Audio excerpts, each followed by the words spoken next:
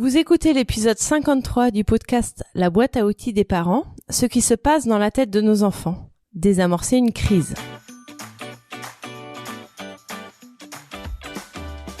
Bonjour, je m'appelle Juliette Cerceau et je suis ravie de vous accueillir sur la boîte à outils des parents. Je suis coach parental et coach de vie certifié. La boîte à outils des parents, c'est le podcast dédié aux parents d'enfants de la naissance à l'adolescence. Chaque mardi, je vous donne des outils concrets, applicables facilement et immédiatement pour vivre une parentalité plus épanouie. Par cet épisode, je continue et je clôt cette série de 3 épisodes sur le cerveau. Il y a plusieurs façons d'aborder le cerveau. La semaine dernière, je vous ai parlé des cerveaux droit et gauche. Je vais aujourd'hui vous parler de l'intégration du cerveau d'en bas et d'en haut. Je m'appuie toujours sur le livre génial « Le cerveau de votre enfant » aux éditions Marabout, écrit par les docteurs Bryson et Siegel. En bas se trouve le cerveau reptilien qui commande les fonctions primaires. Ce sont les choses que l'on fait sans y réfléchir et les besoins physiologiques que l'on a. Les docteurs Bryson et Siegel proposent d'imaginer le cerveau comme une maison avec un étage. Au rez-de-chaussée se trouvent donc la cuisine, les toilettes, la salle de bain, etc. Les besoins primaires de tout foyer. En haut du cerveau se trouve le cortex cérébral, incluant le cortex préfrontal. C'est le siège de la réflexion plus globale et complexe. Dans notre maison, ce serait un bureau ou une bibliothèque avec plein de fenêtres qui vous permettraient de voir, de comprendre et d'analyser votre environnement et les situations qui se présenteraient à vous. Le cerveau du bas est primitif, le cerveau du haut est sophistiqué.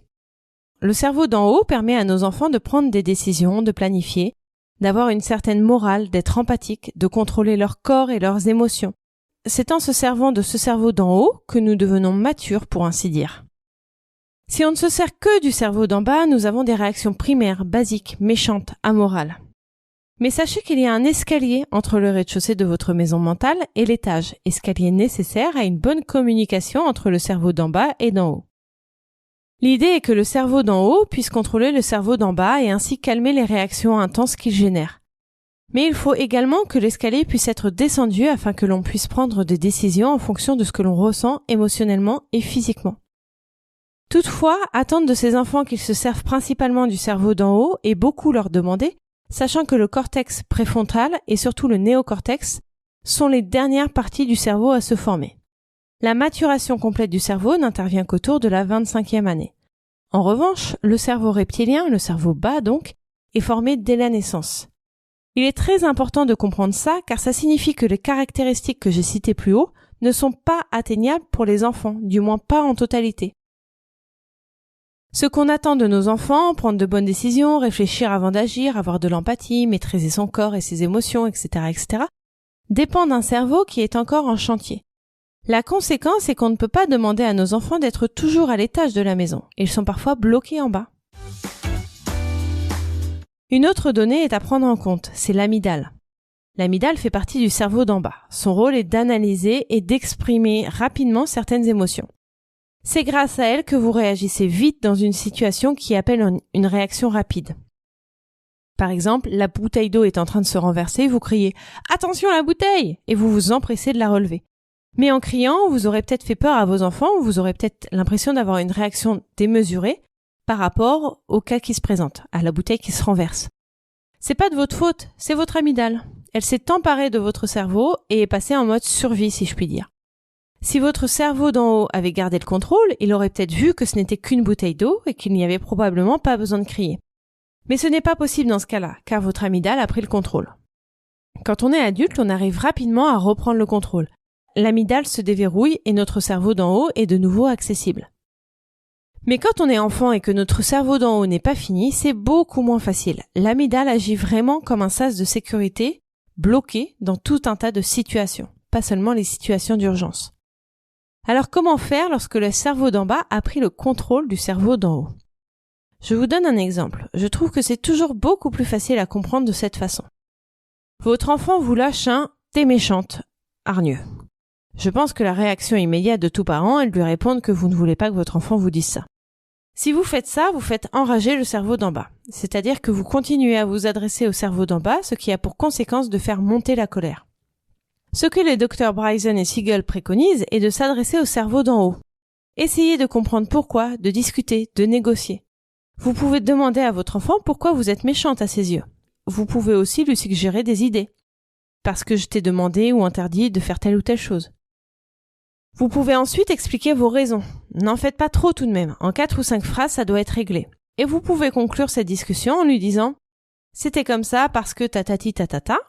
Maintenant, si tu veux continuer à bouder, libre à toi. Sinon, on peut essayer de trouver une solution. » Ça, c'était la solution à la crise. Maintenant, je vous propose d'exercer le cerveau supérieur de votre enfant pour justement éviter ce genre de crise. C'est comme un muscle qui se travaille. Plus vous allez le solliciter, plus il va se développer, se modeler, se renforcer. Pour cela, laissez-les prendre des décisions et arrêtez d'en prendre pour eux. Bien sûr, quand ce sont des décisions qu'ils peuvent prendre. Mais il y en a plein dans la journée, que ce soit l'heure de réveil, une organisation quelconque, un choix d'activité, une solution à un problème qu'ils rencontrent. Arrêtez d'imposer et demandez-leur comment ils veulent faire. Ça peut même se résumer à la tenue qu'ils veulent porter. Toutes les occasions sont bonnes. Aidez-les à contrôler leurs émotions. Pour ce sujet, je vous renvoie à l'épisode 4 du podcast, l'accueil des émotions, et je vous rappelle que vous pouvez télécharger gratuitement la liste des émotions de la boîte à outils des parents. Quelque chose qui est également très puissant est d'aider les enfants à apprendre à se connaître. Au lieu de demander s'il a aimé quelque chose, demandez-lui pourquoi il l'a aimé, ce qu'il a ressenti. Posez des questions précises qui entraînent votre enfant à réfléchir sur lui. Vous pouvez également apprendre à vos enfants l'empathie en lui demandant par exemple « Qu'est-ce qu'un tel a ressenti d'après toi ? Pourquoi telle personne a agi ainsi d'après toi ?» Et de façon générale, quand votre enfant vous pose une question, demandez-lui ce que lui en pense avant de donner des réponses. Pourquoi les abeilles font bzzz quand elles passent près de nous ? Pourquoi le ciel est bleu ? Pourquoi ma maîtresse est absente ? Ne donnez pas la réponse, mais dites « À ton avis ?» Votre enfant n'aurait peut-être pas la réponse non plus, mais au moins il aura réfléchi quelques secondes. Et lorsque le cerveau d'en bas contrôle le parent, parce que oui, ça peut arriver aussi. En tant que parents, nous pouvons remarquer quand notre cerveau d'en bas, voire notre amygdale, a pris le dessus. C'est quand nous avons des réactions soudaines, disproportionnées, qui ne nous ressemblent pas et que nous ne comprenons pas. En d'autres termes, c'est quand vous pétez un câble. Et pour savoir comment réagir dans ce cas-là, je vous renvoie à l'épisode 41 du podcast « Quand on est à bout », dans lequel je parle en détail de ce moment si difficile à traverser. J'en ai fini avec ma série de 3 épisodes consacrés au cerveau de notre enfant. J'espère qu'elle vous a plu. Et si la question vous intéresse, je vous invite vraiment à lire Le cerveau de votre enfant, qui est une mine d'or pour les plus curieux. Merci d'avoir écouté cet épisode. Vous retrouverez toutes les notions utiles sur le site internet BAO comme boîte à outils, baodesparents.com. Et vous pouvez vous inscrire à la newsletter pour être notifié chaque semaine des nouveaux épisodes et pour télécharger les guides gratuits. Il y en a un nouveau, c'est le guide pour passer des vacances sereines en famille. Vous bénéficierez aussi des 5 règles pour arrêter de crier sur ses enfants et de la liste des émotions. Vous pouvez me retrouver sur Instagram sous le nom BAO des parents et sur Facebook sur la page La boîte à outils des parents. Je suis aussi sur LinkedIn sous le nom Juliette Cerceau et sur YouTube vous trouverez ma chaîne à mon nom Juliette Cerceau. Si vous avez aimé cet épisode, faites-le moi savoir en mettant 5 étoiles sur Apple Podcast et Spotify. Vous pouvez aussi rédiger un avis sur Apple Podcast. C'est le meilleur moyen de me soutenir et de permettre à d'autres auditeurs et auditrices de retrouver ce podcast plus facilement.